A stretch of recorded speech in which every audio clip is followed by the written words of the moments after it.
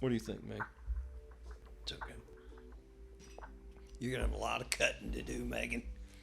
Indicators that you're onto something and when to quit and get out. Move on. We're going to dive into it today. If you join me for the first time, my name is Brad Hogan. I'm a business guy here in Central Florida.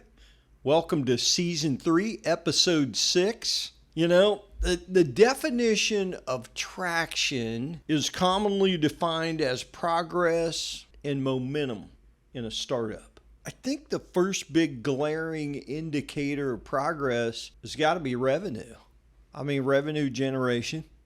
And it's just as simple as whether or not you're paying your bills. In the time and day that we live in, when we talk about startups like Uber, Lyft, Amazon at one time was a startup. I'm purposely picking on some of those. I'm going to call Uber and Lyft a tech company. Those are not profitable. They're not profitable yet. They've got big venture capital and investors behind them, etc. And will they make the turn in the economy we're in right now?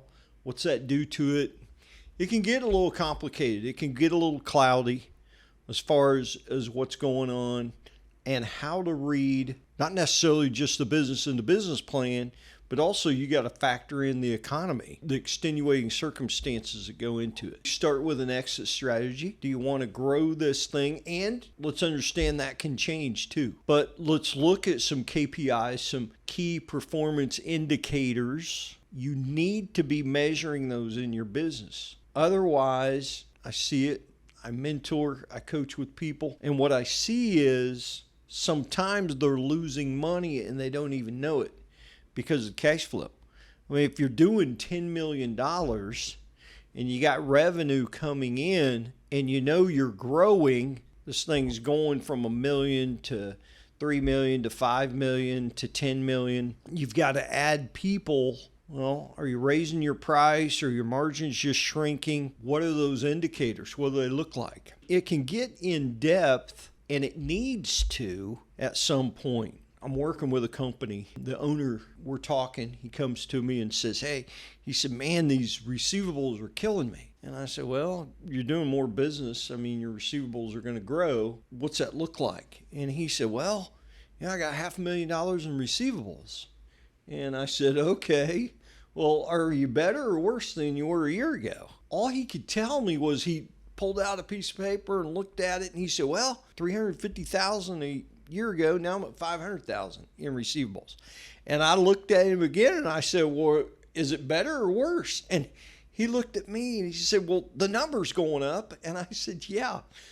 What's the age of the receivable? What was the age of the receivable a year ago, the average age, and how much revenue are you generating? You need those ratios. You can either study and learn, or you can bring in someone that knows. At some point, instead of having a bookkeeper, we need an accountant, and then ultimately we need a CFO. And the difference is bookkeeper, definitely that's in the past.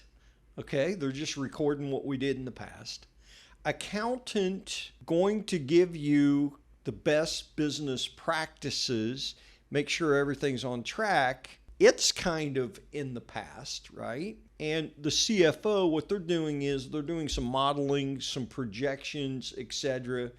But very important for you to know where you're at, if you're onto something, if this is going in the right direction, etc. And I just point out the financial aspect, the accountant, the CFO, etc., because it's so critical to the business. I mean, it's kind of like the gasoline in the engine, right? I mean, we can't run without the money. You've either got to go borrow it or you've got to have it in cash flow, preferably. We can't look past social media today as TV goes away. I'm seeing people on YouTube, personalities on YouTube, that are surpassing the mainstream media news outlets. They are doing more views, more volume than even, okay. So we need the indicators from the web, all the analytics, that data, getting fresh web data is important to your business. Where are you at? Where do you need to be in that space? It's knowing all those things. That also depends, who are you? Are you direct to consumer? Are you business to business? You've got to measure those, and it's trial and error. We try something, we test it, right? And it's testing two different things at the same time, seeing which one works better. What's our innovation look like? What's our online traffic and engagement look like? Where are we at? Is it going up? Is it going down? What are we doing? What are we changing? If we have a product line that is working, do we stay with that product line? Do we just keep ordering more of that product? Or at what point do we get stuck with it? It's figuring out those things in your business.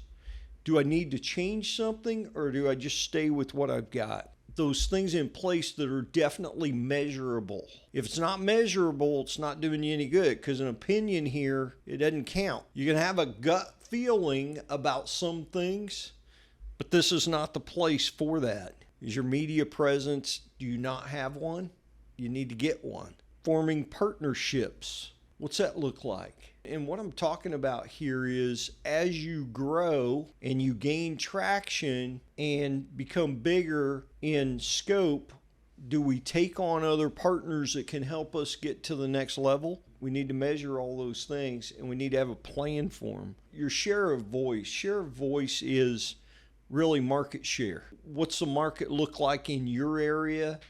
And are you gaining market share, or are you losing market share? You can get some of those indicators from your competition, how well they're doing in the marketplace.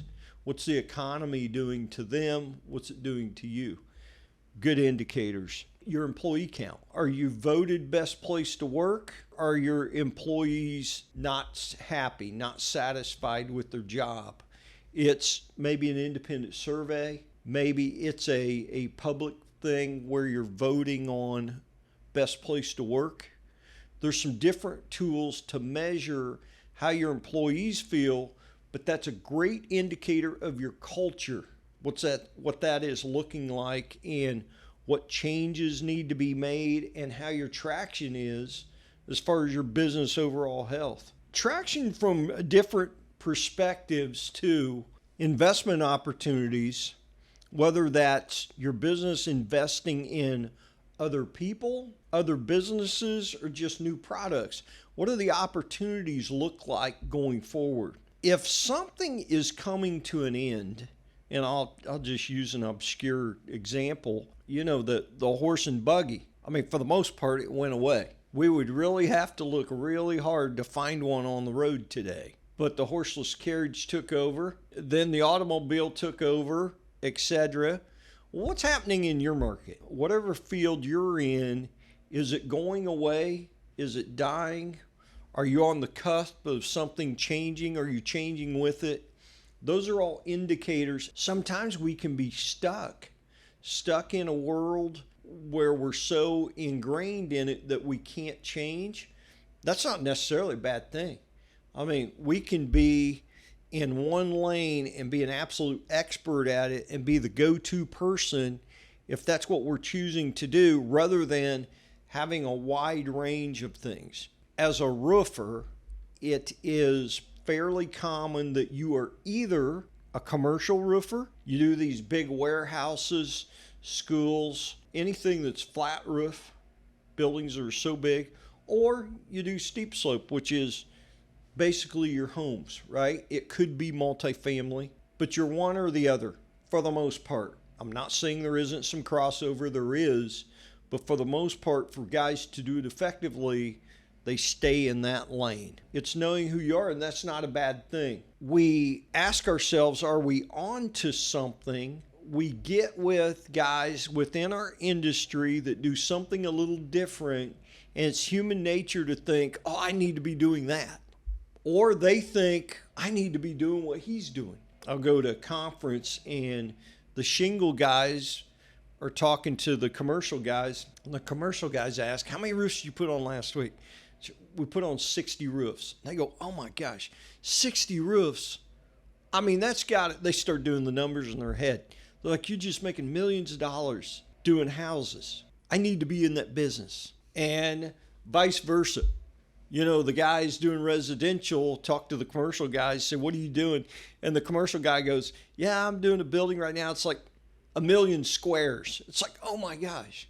I mean, just one job, you show up one place and you just go on and on and on. You're doing 25 buildings. There are these huge warehouses. I need to be in that business. It's the same industry, but it's not the same business. And it's knowing where you're at and knowing your indicators. As an example, if either one of those were to go away, let's say you're a shingle guy and all shingles are going away and it's all becoming metal. Well, you've either got to adapt. Those indicators are going to tell you either adapt or get out of the business. Or we could look at it another way. We're going to stay in the industry, but we're going to get out of the shingle business and go into metal. You need to be aware of your indicators, and the most important thing is being able to measure it. Business to business, building your reputation, very important. It's one of the keys that you need to measure and you need to invest in. When we're business to consumer, it's more about raising awareness, making the consumers aware of who you are and what you do, where your market is, and how you can help them. It's a different thing, but it needs to be measured. Traction cuts through all the noise, and it's proof that we have something worth building. The other side of that coin is knowing when to get out. The difference between the man that goes broke and the man that has something is being able to call it when you're down, when it's not working. It's being able to say, you know what? It's time to shift. It's time to transition. It's time to get out of this. Let's sell out. Let's break even. Let's take a small profit. Let's take a big profit. We're on top. Let's go on down the road and do something else. Do something different. I would also say before you just throw in the towel on a business, exhaust your resources, get the proper people around you, and most importantly, get someone that's been there. Someone that's been through a successful business, a business transition. Get those people around you that have your best interest at heart as a child, as a youth.